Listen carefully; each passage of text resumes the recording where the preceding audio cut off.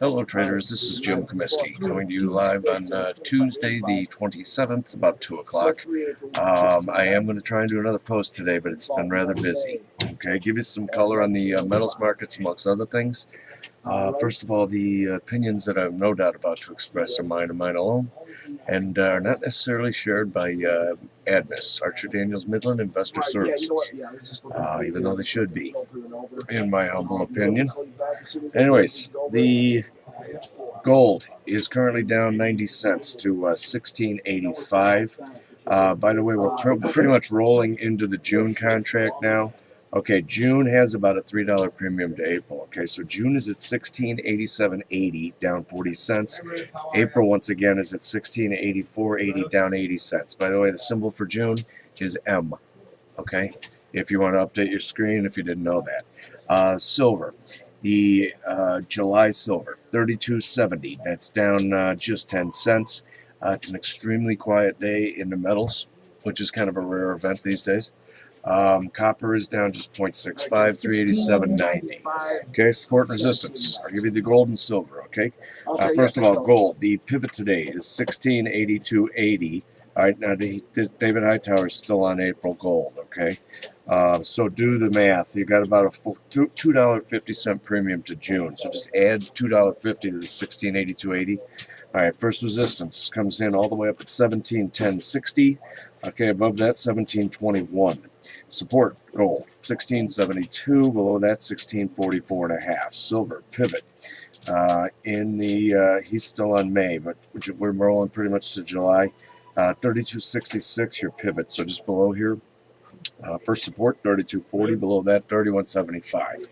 Resistance in silver 33.32, and above that 33.58. All right, there's lots of things to talk about. You know what? Well, all right. I'm just going to pretty much start with Case-Shiller. How's that? Case-Shiller finds home prices have declined for the 9th consecutive month in January. This one we've had like one of the mildest winters on record. So I mean, you know, in a way, if you believe in capitalism, okay, a decline in home values generally across the board is actually a good thing. Okay, certainly not if you're in a position where you have to sell. Okay, but what it does is it'll act as a natural inventory reducer, perhaps bringing more people, a greater pool of people in that can actually buy houses. So, but it is remarkable that 9 consecutive months of declines in the states here. Home prices on an average. The way this number is compiled, Case-Shiller does a survey in the top 20 metropolitan areas. Take it for what it's worth. Okay, but I do feel as though as time goes on, the housing sector, it's inevitable. It's going to bottom. Well, I'll leave it at that. I wouldn't say soon or in a long time, but it's inevitable the housing market will bottom. All right, so it pays to pay attention to the home series, the home numbers, and there's a lot of them. All right, so I'm looking at yesterday's price action, and I'm thinking, okay, Helicopter Ben is warming up his bird again, and he's ready to float over the nation and drop, $100 bills. All right, just think back to the last February 29th. Someone commented on it on YouTube. It was a brilliant comment, by the way. I forget your screen name. Yeah, February 29th, okay? Ben says he's shutting down the helicopter operation, okay? There'll be no more QE, no more bond buying, all right? Gold drops, it puts in its worst one-day drop in, I believe, it was 3 years, all right? And now yesterday, he's all concerned about long-term unemployment, hinting obviously at another round of QE. So what happens? I mean, this is such a schizophrenic market because the central planners are schizophrenic. How else can you put it? So if you're trading futures, use stops, please. If you're stacking physical, just be patient. Okay, use those big breaks to add. If you're trading ETFs, just monitor your position very closely. Okay. All right. The Organization for Economic Cooperation and Development, okay, the OECD, warned overnight, okay, that the debt crisis is far from over. Thanks. I wonder how much money they spent on a study to figure that out. Okay, the OECD said that the Eurozone needs to boost crisis firewalls to at least $1.3 trillion more. Okay, in order to support the Eurozone, the debt crisis that's about to reoccur. Okay, you got to figure you're looking at bond yields, you got to figure the Portuguese and the Spanish are next, in addition to the Italians. And by the way, almost all the new debt that it's on an order of like 65%.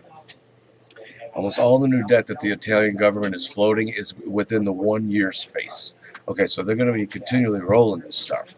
Now, a prudent government, in order to shore up their finances, would actually want to be floating out like 15 years, 30 years, to give themselves time to get back on their feet, or the whole region. All right, moving on. Something I neglected to point out, and I have neglected, and I've been remiss, and I do apologize, but India. Okay, I did point out about the fact the Indian government has basically doubled the import tax on gold coins and gold bars to 4%, along with an excise duty of 3/10 on unbranded jewelry. I pointed that out a couple of weeks ago. Okay, but apparently in protest, the Indian jewelers have gone on strike, and they've been on strike for 11 days now. Okay. It has brought, supposedly, and this is according to Zero Hedge, it has brought gold imports to a near standstill from, yes, the world's biggest buyer of bullion during their wedding season. All right. Well, you know what? You'd never know that by gold's price action here. So, anyways, the speculation here is that China is going to readily step in and take any supply off the market that the Indians don't. All right, so there's still all the bullish fundamentals are still in place for the metals. Okay, here, this one's pretty scary. The too big to fails just got too big to failer. All right, the top 5 banks are holding $221 trillion in derivatives. Okay, now this is from the Office of the Currency Comptroller. Comptroller. It released its quarterly report on bank derivative activities. Okay, to wit, in Q4 of 2011, of the total $230.8 trillion. That's $230 trillion in U.S. outstanding derivatives. The top 5 banks: J.P. Morgan, Bank of America, Morgan Stanley, Goldman, and Hong Kong Shanghai, accounted for 95.7% of all derivatives. Okay, so in other words, basically, the OCC also went on to say that a record high of that amount, 92.2% of the gross credit exposure, is bilaterally netted. In other words, these banks are lending money to one another, who's making a little haircut, who's lending money to the others, making a little haircut, to the tune of $231 trillion. All right, now that's not necessarily all bad, okay, because by definition, okay, derivatives. All right, yes, they can be futures contracts, okay, they can be swaps, which, yes, they can be used for nefarious purposes, if you will, okay, but swaps are legitimate, like, risk hedging vehicles, okay, when used correctly, ethically. Yes, options are also included as derivatives, credit derivatives, but so it's not, all of this is not necessarily a bad thing, but the fact that 92.2%, that's a record high, of gross credit exposure is netted, is very, very frightening. Okay, so I'm just going to finish this sentence here. This can only mean one thing. When and if central banks lose control of government bond curves, in other words, when we see interest rates go up, okay, the global margin call will be unprecedented. It's going to be 2008 on steroids, 2008 on steroids, okay? Wow, unless the economy picks up. How much time we got, T? 4 minutes. Okay, a gentleman, here, wait. Sorry. There was a comment that was left on the YouTube. I'm mispronouncing this obviously, but 19 hours ago. Onerous EPA regs, ? Aren't these actually some of the few EPA regs we actually really need? And don't the refineries get to write off all their expenses? They pay no taxes. A loss of $1 billion over 3 years is not much to them. Seems something more is going on. I appreciate your comment, as I appreciate everybody's comment here, whether it's positive or negative. It doesn't matter. I like the communication flow. No, Jim Hell Homo. The regulations, when regulations get to the point where they're putting refineries out of business, the result is going to be $4.79 a gallon gas in Chicago on March 27th. Okay, this is not a good thing. All right, by the way, in terms of not paying taxes, this is a very easy thing to verify. Okay, just Google it. According to the SEC, the Source Securities Exchange Commission, the top 3 oil companies paid $42.8 billion in income taxes in 2010. $42.8 billion in taxes, 2010. And that's just the United States, okay? That's not their international exposure. Okay, but again, I appreciate the comment. I just, it's in this day and age, it's so easy just to learn for yourself and do a Google search, Okay, here, speaking of onerous business regulations, the EPA is proposing its first ever limit on new power plants' carbon pollution. Okay, the Obama administration forged ahead on Tuesday with the first ever limits on heat-trapping pollution from new power plants, ignoring protests from the industry who have said the regulation will raise electricity prices and kill off coal, the dominant U.S. energy source. All right, now here, this is the Sierra Club. Now I know how far out to the left they are, but I'm going to read this quickly. Michael Bruin, executive director of the Sierra Club, an advocacy group fighting coal-fired power, said in an interview the regulation shows that President Barack Obama is moving to a cleaner energy future. So what's going to happen to our electricity prices now? The gas prices, the electricity prices, it's going to be, think of the tax that imposes on the economy. Okay, yeah, so it's not an onerous regulation, but I got so much to talk about. Obama, this microphone slip with Obama and the Russian president about the missile. We'll talk about that tomorrow, okay?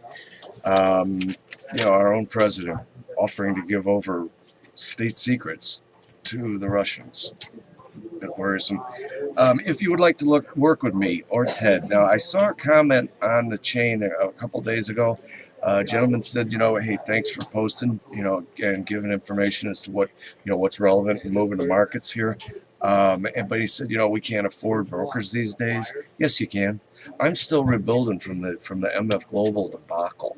All right, so depending upon the size of your account and the frequency of your trading, and whether you want to trade online or with me directly, I'll work with you as much or as little as you'd like. I have very affordable commission rates right now. I want to make this clear though. I don't do this to generate business. I do this to help you guys. Okay, and if you want to just stay in the shadows and just trade off, my info or my sport resistance stuff, that's totally fine. But if you'd like to bring your account over to Archer Daniels Midland Investor Services, I'd be honored. Okay, all right, I'm going to wrap it up. But you can call me toll-free, 888-935-7979.